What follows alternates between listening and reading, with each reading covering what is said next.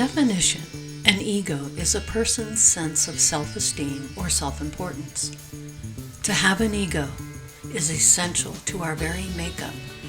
It will define who we are and how we connect with others. Ego becomes an issue when it becomes overpowering. Everyone has an ego, whether big or small.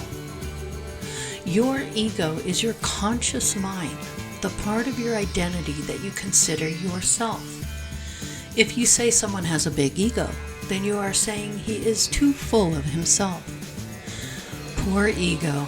It gets such a bad rap, being so often confused with megalomania and vanity and all kinds of other nasty things.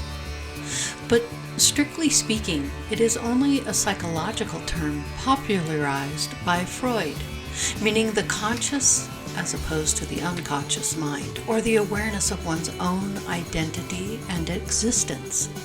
Nothing wrong in that, is there?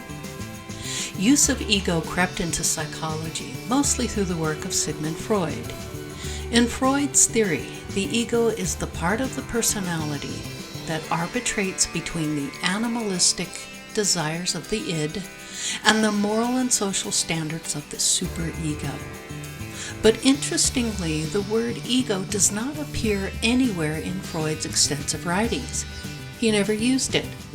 Rather, ego was a translation of what Freud, writing in German, called das Ich, literally the I. In essence, Freud was referring to the conscious decision-making part of you that you regard as I. As when you say, I dislike my mother, or I decided to change jobs, or I dreamt that my house was on fire last night. That is your I ego. So, ego is the script you use in life. Why do we have an ego? Ego sets the path for more experiences. Why do we let go of the ego when we are enlightened? Because it no longer serves our day-to-day selves.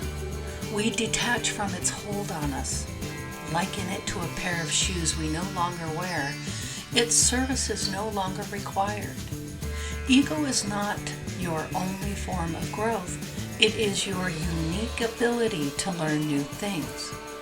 When you understand ego is a living, breathing essence that coalesces the mind, it helps you prioritize your thoughts and feelings.